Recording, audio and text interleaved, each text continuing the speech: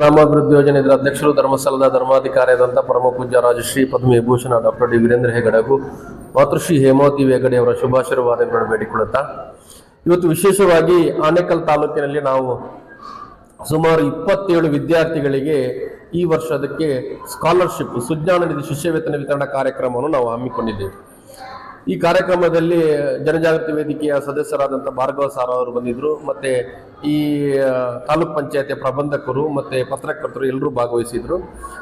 ವಿಶೇಷವಾಗಿ ನಮ್ಮ ಕಳೆದ 10 ವರ್ಷಗಳಿಂದ ನಾವು ಧರ್ಮಸ್ಥಳ ಗ್ರಾಮಾಭಿವೃದ್ಧಿ ಯೋಜನೆಯಲ್ಲಿ ವಿದ್ಯಾರ್ಥಿಗಳ ಎಜುಕೇಷನ್ಗೆ ಸಂಬಂಧಪಟ್ಟಂತೆ ಅವರ ಶಿಕ್ಷಣ ಮಹತ್ವವನ್ನು ಹೆಚ್ಚಿಸಿಕೊಳ್ಬೇಕು, ಅವರು ಮೌಲ್ಯವರ್ಧಿತವಾಗಿ ಶಿಕ್ಷಣವನ್ನು ಪಡ್ಕೊಳ್ಬೇಕೆನ್ನುವಂಥ ಉದ್ದೇಶದಿಂದ ಹೈಯರ್ ಎಜುಕೇಷನ್ ಮಾಡುವ ತಾಂತ್ರಿಕ ವಿಭಾಗದಲ್ಲಿ ಶಿಕ್ಷಣವನ್ನು ಪಡ್ಕೊಳ್ಳುವಂಥ ವಿದ್ಯಾರ್ಥಿಗಳಿಗೆ 5 ವರ್ಷಕ್ಕಿಂತ ಮೇಲ್ಪಟ್ಟು ಎಜುಕೇಷನ್ ಮಾಡುವವರಿಗೆ 1,000 ರೂಪಾಯಿಯಾಗಿ, 3 ವರ್ಷಕ್ಕಿಂತ ಮೇಲ್ಪಟ್ಟು ಮಾಡುವವರಿಗೆ ಸುಮಾರು 400 ರೂಪಾಯಿಯಾಗಿ ಪ್ರತಿ ತಿಂಗಳು ಶಿಷ್ಯ ವೇತನ ಕೊಡುವಂಥ ಕೆಲಸವನ್ನು ಮಾಡ್ತಾ ಇದ್ದೀವಿ.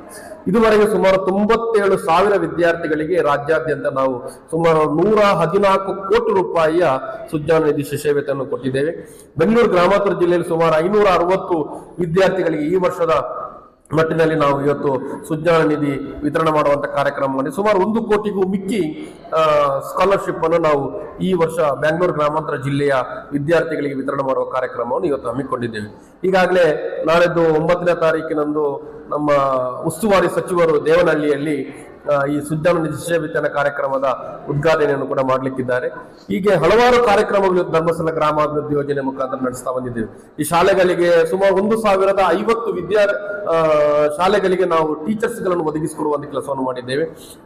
ಅದಕ್ಕೆ ಸಂಬಳ ಕೊಡುವಂಥದ್ದು ಮತ್ತೆ ಅವರಿಗೆ ಬೇಕಾದಂತ ಎಜುಕೇಶನ್, ಎಲ್ಲಿ ಶಾಲೆಯ ವಿದ್ಯಾರ್ಥಿಗಳ ಸಂಖ್ಯೆ ಕಡಿಮೆ ಇದೆಯೋ, ವಿದ್ಯಾರ್ಥಿಗಳ ಸಂಖ್ಯೆ ಜಾಸ್ತಿ ಇದ್ದು ಟೀಚರ್ಸ್ ಗಳ ಸಂಖ್ಯೆ ಕಡಿಮೆ ಇದೆಯೋ ಅಲ್ಲಿಗೆ ನಾವು ಟೀಚರ್ಸ್ ಗಳನ್ನು ಒದಗಿಸಿಕೊಡುವಂಥದ್ದು, ಮತ್ತೆ ಕೆರೆಗಳ ಅಭಿವೃದ್ಧಿಪಡಿಸುವಂತ ಕಾರ್ಯಕ್ರಮ ಆಗಿರ್ಬೋದು, ಅಥವಾ ವಾಸ್ತಲ್ಯ ಮನೆಗಳನ್ನು ನಿರ್ಮಾಣ ಮಾಡಿಕೊಡುವಂತದ್ದಾಗಿರ್ಬೋದು.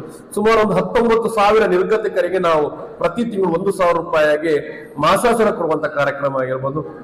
ಸುಮಾರು 750 ಕೆರೆಗಳನ್ನು ನಿರ್ಮಾಣ ಮಾಡುವಂತ ಕಾರ್ಯಕ್ರಮ ಆಗಿರ್ಬೋದು. ಸುಮಾರು 600ಕ್ಕೂ ಮಿಕ್ಕಿ ಶುದ್ಧ ಗಂಗಾ ಘಟಕಗಳನ್ನು ನಿರ್ಮಾಣ ಮಾಡಿ ಸುಮಾರು 20 ಲೀಟರ್ ನೀರನ್ನು ಕೇವಲ 3 ರೂಪಾಯಿಯಲ್ಲಿ ನಾವು ಒದಗಿಸಿಕೊಡುವಂತ ಕೆಲಸಗಳನ್ನು ಮಾಡಲಿಕ್ಕೆ ಸಾಧ್ಯ ಆಗಿದೆ.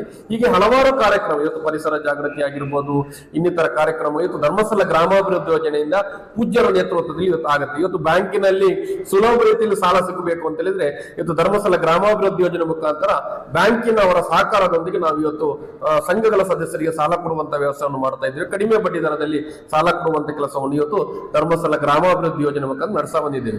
ಎಲ್ಲ ಸ್ವಸಹಾಯ ಸಂಘದ ಸದಸ್ಯರುಗಳು ಧರ್ಮಸ್ಥಳ ಗ್ರಾಮಾಭಿವೃದ್ಧಿ ಯೋಜನೆಯ ಕಾರ್ಯಕ್ರಮಗಳಲ್ಲಿ ಯಶಸ್ವಿಯಾಗಿ ಕೈಜೋಡಿಸಿಕೊಂಡಲ್ಲಿ ಮುಂದಿನ ದಿನಗಳಲ್ಲಿ ಅವರ ಕಾರ್ಯಕ್ರಮದ ಅಭಿವೃದ್ಧಿಗೆ ಪೂರಕವಾದ ಕಾರ್ಯಕ್ರಮವನ್ನು ಪೂಜ್ಯರ ಮುಖಾಂತರ ಅನುಷ್ಠಾನ ಮಾಡಲಿಕ್ಕೆ ಖಂಡಿತ ಸಾಧ್ಯತೆ ಆಗುತ್ತೆ. ಈ ಕಾರ್ಯಕ್ರಮ ಯಶಸ್ವಿ ಆಗ್ಲಿಕ್ಕೆ ಸಹಕಾರ ಮಾಡಿದ ಎಲ್ಲರಿಗೂ ವಿಶೇಷವಾಗಿ ನಾನು ಅಭಿನಂದನೆ ಸಲ್ಲಿಸುತ್ತಾ ನನ್ನ ಮಾತನ್ನು ಮುಗಿಸಿದ್ದೇನೆ.